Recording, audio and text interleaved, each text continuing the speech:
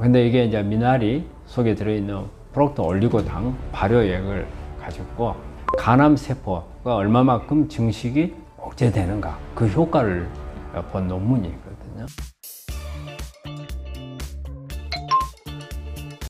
미나리의 항암 효과는 어떤가요? 미나리는 우리 한국 사람들이 참 그냥도 먹기도 하고 살짝 데쳐서 먹기도 하고 많이 먹는 건데 아마 개념을 되게 해독 개념으로 많이 생각하고 있어요. 미나리 그러면 해독 이런 식품이다 이렇게 생각하는데 맞아요. 미나리 속에 들어있는 털페노이드라는 성분이 해독을 강화를 시키죠. 특히 이제 2단계 해독을 하는데 도움이 많이 되고. 근데 종종 우리 미나리가 엉겅퀴라든지 그다음에 민들레라든지 이런 거하고 같이 실리마린이 상당히 많이 들어있는 걸로 알려져 있는데 실제 그렇지는 않고요. 실리마린은 별로 없는 걸로 돼 있어요. 오히려 이제 쿠마린이라는 성분이 해독도 하고 그다음에 염증을 없애는 이런 작용을 하거든요. 그 미나리가 가지고 있는 클로로필, 엽록체 이런 부분들이 P53을 암 환자들이 되게 유전자가 P53 변이가 많이 와 있거든요. 이런 부분들을 정상화하거나 높여줄 수 있는 그런 효능을 가지고 있습니다. 미나리의 항암 효과를 입증하는 논문이 있나요? 국내에서 나온 논문이 하나 있는데요. 2011년도에 발표된 논문이에요. 근데 이게 이제 미나리 속에 들어있는 프록토 올리고당 발효액을 가지고 간암 세포가 얼마만큼 증식이 억제되는가 그 효과를 본 논문이 있거든요. 이게 한국식품과학회지에 발표된 건데요. 이게 간암 세포를 가지고 연구한 거예요. 그래서 증식하는 것을 얼마만큼 억제하는가 봤는데 이 농도를 밀리리터당 1mg 아주 최대로 올렸을 때 억제하는 율이 한 20% 수준까지 이렇게 억제를 높이더라. 이게 발표된 자료가 있습니다. 미나리 어떻게 먹으면 암에 좋을까요?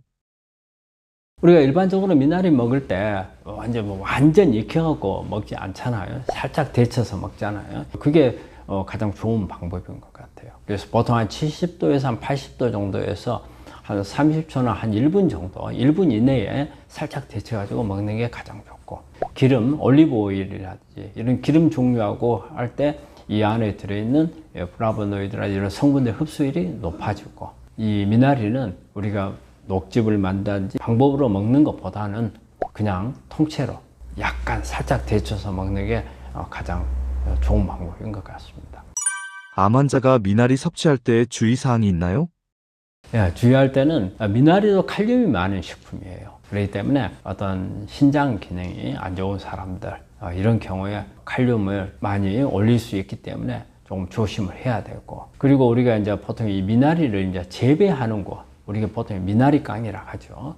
여기가 이제 보통 그 습한 지역에서 커요. 그래서 이제 되게 그 어떤 세균 감염이라든지 기생충이나 중금속 오염 같은 이런 게 위험이 있을 수가 있거든요. 그렇기 때문에 이게 재배한 곳을 잘 좀 살펴보고 하는 게 좋겠고, 또 구해 오더라도 이 부분을 잘 씻어 가지고 위생상 충분하게 청결을 할 수 있도록 이렇게 해서 섭취를 하는 게 좋을 것 같고, 그 다음에 특히 미나리 같은 경우는 익히는 것보다는 살짝 데쳐서 먹기 때문에 세균이나 기생충을 특히 좀 조심을 해야 될 것 같아요. 그리고 미나리를 구할 때 어떤 흙내가 많이 나거나 그 다음에 씁쓸한 맛이 있을 때는 신선도가 떨어지는 걸로 생각을 하고, 이런 거는 사용을 하지 않는 게 좋습니다. 미나리 어떤 식품과 먹으면 더 좋을까요? 우리가 보통 십자가 식물을 제가 언급을 많이 하는데, 십자가 식물들은 어떤 거 하고도 궁합이 잘 맞는 것 같아요.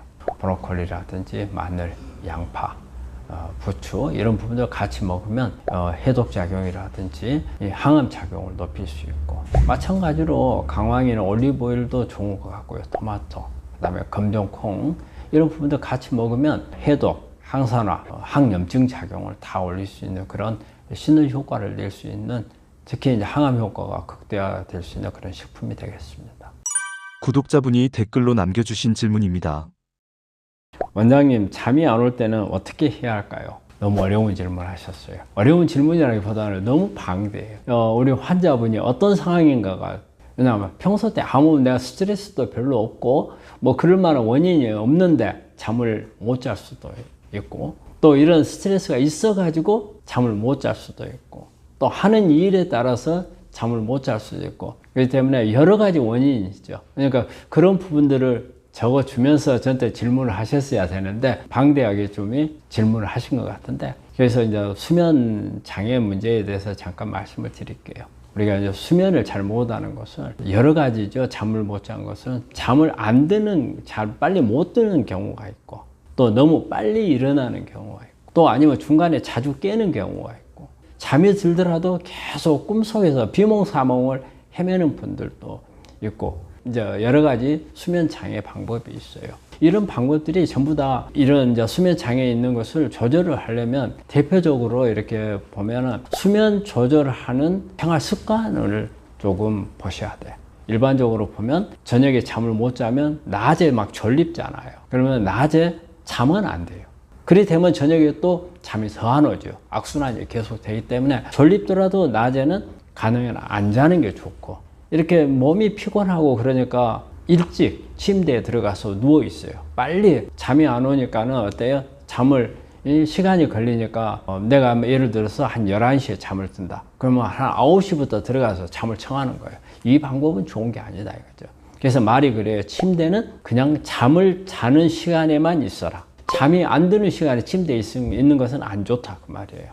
내가 졸리울 때까지 기다리다가 침대에 들어가라. 그러니까 낮에 조금이라도 낮잠을 자기 위해서 침대에 들어가면 안 되고, 그리고 너무 이른 시간에 들어가서 잠을 청하는 것도 좋은 방법은 아니고, 그 다음에 또 우리가 저녁에 어떤 간식을 먹는다든지 운동을 한다든지 할 경우에는 내 몸에 다시 긴장 상태로 빠질 수가 있어요. 그 다음에 장을 일을 시키니까 오히려 잠이 안 올 수가 있거든요. 그래서 저녁에 어떤 간식을 먹는다든지 아니면 운동을 한다든지 아니면은 뭐 TV를 너무 오랫동안 본다든지 핸드폰을 너무 오랫동안 한다든지 이런 부분들은 잠을 수면을 방해하는 요소들이거든요. 그런 부분들은 피하시는 게 좋고, 그 인터넷 같은 게 찾아보면은요 수면을 이제 교정하는 그런 방법들이 많이 나와요. 그래서 그런 방법들을 한번 이용을 해 보시는 게 좋고, 근데 아마 이분 같은 경우에 그런 방법도 다 이용을 해 봤을 수도 있어요. 그럼 이제 그 다음에 이제 어떻게 하느냐 이것을 이제 생각할 수도 있는데, 되게 우리 수면을 잘 오도록 하는 그 음식들이 있잖아요. 음식들, 상추 같은 거, 상추가 우리 수면을 잘 오도록 하는 그런 식품이잖아요. 그래서 그런 식품이 몇 가지 있어요. 그래서 그런 부분들을 좀 섭취하는 게 또 좋고, 근데 그런 방법을 해도 안 된다. 뭐 약을 써야 되는데 처음부터 수면 유도제를 쓰는 것은 좀 그렇거든요. 그렇기 때문에 대개 이럴 때 쓰는 게 이제 멜라토닌 제제를 써요. 이거는 수면 유도제는 아니에요. 환경을 잘 잘 수 있도록 만들어 주는 거예요. 그렇기 때문에 이제 그런 이제 멜라토닌 같은 것을 이제 먹는데 너무 과량을 쓰지 말고 적은 양부터 쓰는 게 좋고요. 그 다음에 이 멜라토닌 제제는 바로 잠이 오게끔 하지는 않아요. 일정 기간 어느 정도 혈중 농도가 높아질 때까지 좀 기다려야 돼요. 그게 보통 3주 정도는 지나야 돼요. 그럼 3주 정도는 꾸준히 이걸 복용을 하면 내 몸이 잠을 잘 수 있는 환경으로 좀 만들어줘요. 그래서 이거는 항암 작용도 멜라토닌을 가지고 있기 때문에 우리 암 환자분들한테는 상당히 권하는 거예요. 다른 이런 여러 가지 생활 습관 교정, 음식 교정 하면서 이거 같이 먹는 건 좋겠고, 근데 그래도 되질 않는다 할 때는 이제 수면 유도제를 이제 써야죠. 근데 수면 유도제는 약간의 습관성이 될 수가 있기 때문에 장기가 먹는 것은 좋지 않고요. 일정 기간 너무 심할 때만 먹는 그런 습관을 들이는 게 좋습니다. 구독자님께서 댓글로 남겨주신 질문입니다. 안녕하세요. 유방암 수술하고 항암 끝나고 지금 방사선 치료 중이에요. 감 먹어도 되는지요? 감은 제가 한번 방송을 한 적이 있어요. 감은 나쁘질 않아요. 좋아요. 그런데 이제 어떤 감을 먹느냐가 중요하죠. 아주 단감. 사실 감 속에 들어있는 항암 작용은 탄닌 성분이 작용을 가지고 있는 거거든요. 근데 탄닌이 많이 없어져요. 그러니까 단감, 우리가 단감하고 땡감 이렇잖아요. 근데 사실 땡감이 떫잖아요. 이 안에 탄닌 성분이 많이 들어있기 때문에 항암 효과는 있어요. 근데 너무 떫어서 먹기가 힘들잖아요. 그래서 되게 보면은 약간 홍시가 됐을 때 먹는 게 좋은데 완전하게 익혀버린 것보다는 약간 떫은 감이 남아있을 때가 좋고, 감도 마찬가지로 약간 미숙과가 있을 때가 항암 효과는 더 높은 겁니다. 완전히 익은 것보다는. 그런데 이제 또 이제 주의해야 될 부분은 변비가 있을 때는 감을 먹게 되면 어때요? 변비를 악화시킬 수가 있잖아요. 그렇기 때문에 이럴 때는 좀 조심하셔야 되고, 그래서 감은 나쁘진 않지만 단감은 권하는 건 아닙니다. 구독자분들께 해주고 싶은 말씀이 있으신가요? 환자분들하고 여러 가지 음식을 가지고 또 이야기를 나눠봤네요. 제가 우리 그 음식에 대해서 잠깐 이야기를 드리면, 음식의 양을 말씀을 좀 드릴게요. 이게 좋아, 저게 좋아, 여기 좋은 게 많이 있잖아요. 근데 우리 환자분들이 좋으니까 이것도 먹어야 되고 저것도 먹어야 되고, 그러다 보면은 나중에 너무 양이 많아지죠. 우리 환자분들 이런 분들이 많아요. 아, 저는 되게 적게 먹는데요. 그래서 그럼 뭐 먹으면 어떻게 먹습니까? 그러면 요거 조금 먹고요, 이것도 조금 먹고요, 이것도 조금 먹고요. 근데 문제는 어디가 있어요? 가지수가 너무 많아요. 근데 그분들이 생각하기에 한 가지를 너무 많이 먹으면 안 좋다, 이 생각을 주로 많이 하세요. 그게 과식이다. 그러니까 조금씩 먹는 것은 괜찮다, 이건 적당하고 소식이다 생각하는데, 그렇게만 생각하시면 안 돼요. 전체적인 양이 많았을 때는 그건 과식입니다. 한 가지가 조금씩이라 해서 소식 개념이 아니에요. 전체적인 양이 많으면 그건 과식이거든요. 그래서 그 점도 좀 한번 잘 생각을 해보시는 게 중요할 것 같아요. 그러니까 이렇게 하시면 돼요. 가지수가 많더라도 양은 아주 적게 하면 괜찮아요. 너무 합쳐서 많은 것은 피하시는 게, 오늘 마치면서 이걸 팁으로 말씀드렸습니다. 예, 감사합니다.